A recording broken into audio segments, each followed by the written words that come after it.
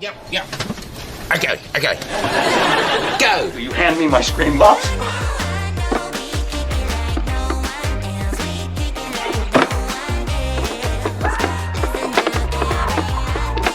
Now go.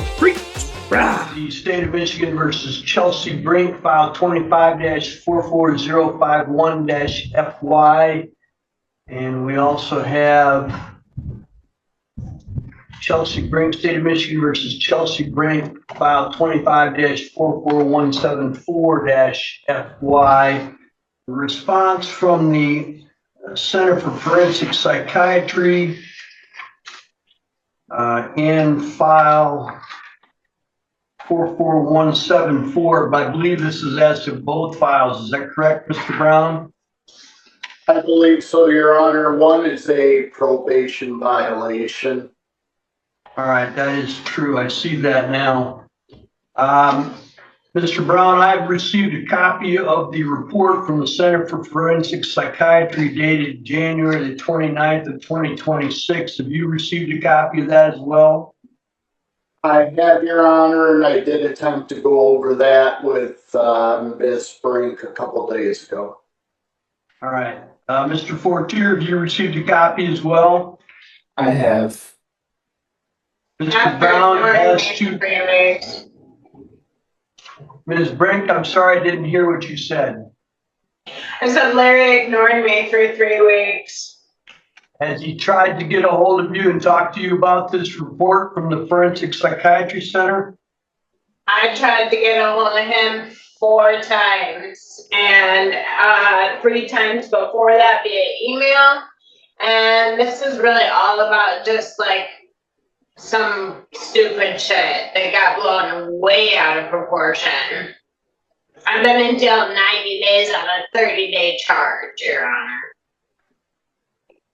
Well, the report from this forensic center, and actually it's not a 30-day charge. You're on a assault of a police officer charge and a habitual offender. I'm on an RNO and a trespassing, and the original charge is a 30-day charge. And this is all about me pop tire, to be perfectly honest with you. Okay, Ms. Brink, are you aware of what the Forensic Center recommends? That they find you not competent now, but that they think. Well, I'd like to contest that because I am competent, and I don't feel like I had a fair evaluation, to be perfectly honest with you, and that Larry's not doing his job.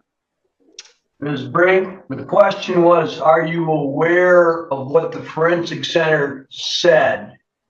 No, I am not. He didn't say anything. Neither did she. She just kept asking me history questions, and so I answered the questions, and when I realized she wasn't doing any serious evaluations as far as whether or not I'm competent, then I hung up, because that's bullshit, just asking me about my history. When I got to gun talk, I was like, no, I'm not doing this with you, because that's bullshit.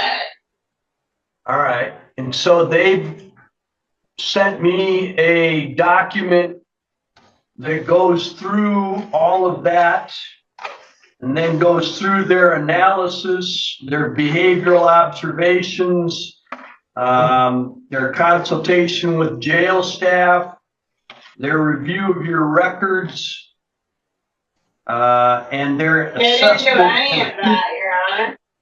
Mr. Brown, was she able to receive a copy of this? I don't believe she received a copy, Your Honor. I did speak with her. I called the jail back on the 10th, 2 days ago. I did speak with her for a while. I did explain. And that's the first time he's contacted me, Your Honor. Ms. Brink, stop. Ms. Brink, you don't get to interrupt when somebody else is talking. What I'm trying to report to you is that he's being a bad attorney. Mute her. You'll be given an opportunity to talk when it's your turn, Ms. Brink, but you do not get to interrupt anybody else. Mr. Brown, go ahead, please. Thank you, Your Honor. Again, back on the 10th, 2 days ago, I did contact the jail. I spoke with Ms. Brink. I did explain this to her. She is basically saying to the court right now what she said to me about not wanting to accept the findings. There were some comments made that prompted an officer to take the phone back, and that kind of ended the conversation. I did have a subsequent conversation with Mr. Portier very briefly after that matter regarding the report as well. So she is aware of the findings. She obviously does not agree. All right. Can we unmute Ms. Brink now, please? Now, do you have something that you wish to say, Ms. Brink? I have lots to say, but not to you guys. All right. Mr. Brown and Mr. Fortier, as to admission of the Except forensic center. that I do want to contest the findings, like I've already stated. Thank you. I'll give you an opportunity to do that in just a minute, Ms. Brink. Mr. Brown and Mr. Fortier, as to the admission of the admission of the Center for Forensic Psychiatry's report. Any objection to that being considered by the court? No, Your Honor, no objection. No, Your Honor. All right. Ms. Brink, please tell me what your objection is to this report and why you think that you would be competent to stand trial. Because I am competent, number one. I have 2 children. That makes me automatically competent if I can keep track of my children and know that they're happy, healthy, and safe, and know what their names are and their age and where they go to school and et cetera, et cetera, et cetera, which I do and can. That makes me automatically competent, for 1. For 2, I know my history. For 3, I know exactly what this is about. And I've ignored my husband or husband-to-be, whatever you want to call him, for a long time, and he's pissed off. Ms. Brink, do you know what the legal definition of competence is? Being capable of talking, to be perfectly honest. That's the definition of competence, being capable of talking, which I am. Well, it's a little more than that. Part of it is... And it doesn't matter. I get a new hearing and a new evaluation because I'm contesting it. That's not true. That is true. That's the process. All right. Do you believe that you are capable of rationally discussing the facts of your case with your attorney? Not this attorney, but a different attorney, yes. I'd like to request that my husband call his attorney. This is the only attorney that you've got. Well, he's not doing his job properly, never has, and this is the 3rd competency evaluation I've done. All 3 I've passed, and you're lying. All right. Anything else that you want to tell me, Ms. Brink? I can't think of anything right now, but that doesn't mean that there's not anything else I want to tell you. Thank you. All right, this court finds, based on the evaluation done at the Center for Forensic Psychiatry, that Ms. Brink is incompetent at present time because she's not able to rationally discuss the facts of her case with her attorney or I critically just evaluate did. decisions. Ms. Brink, this is my turn to talk, not yours.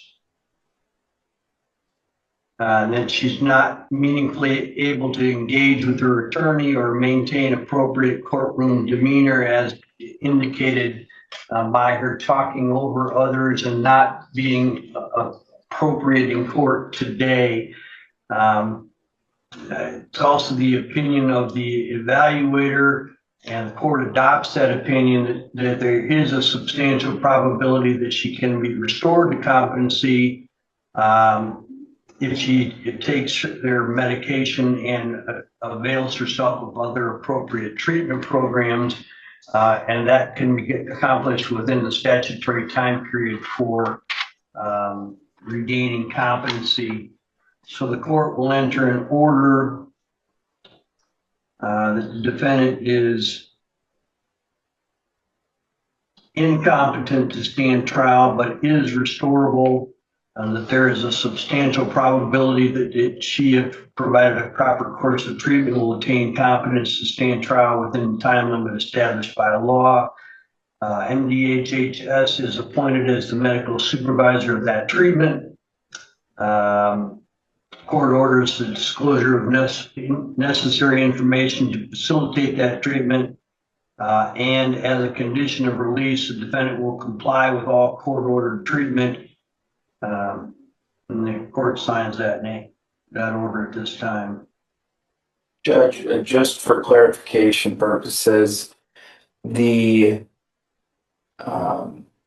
evaluation and the opinion stated that in a hospital setting is where she could attain competence. So I guess my question is, and or my request would be that she remain in the custody of the county jail until a bed is made available at the forensic center, at which point she can be transported down there and medically supervised by the forensic center staff to be in that hospital setting.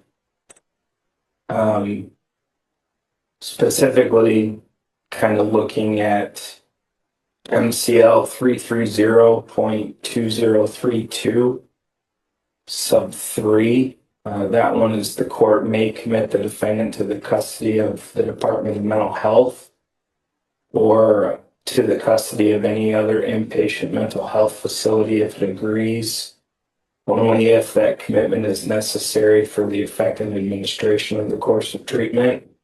Given the opinion by the evaluator in the evaluation, I would ask that the court find that that be the case, and that she, again, remain in the custody of the county jail until a bed becomes available.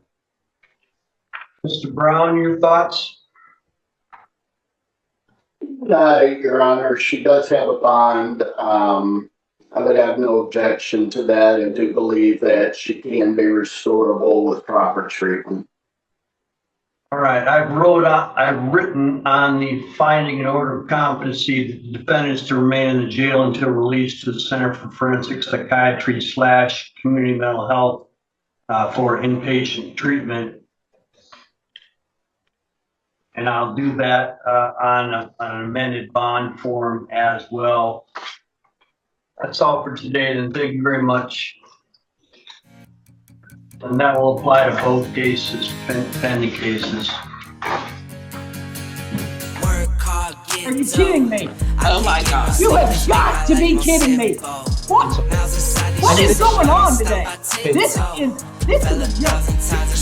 Today is an absolute joke. We need an interpreter. I need an interpreter when I cannot spread myself something. Oh my God, sir, put that cigarette out. I don't give a crap that you are outside of this. What is wrong with everybody today? You know what, Miss Reed, we're going to start bringing people in first. You're going to learn how to act in a courtroom. Can you hear it? Can you hear it? Ma'am? Ma'am? Can you hear it? Okay. I have no patience for that. Because at the end of the day, I'm sitting up here, I'm the one that needs the drink.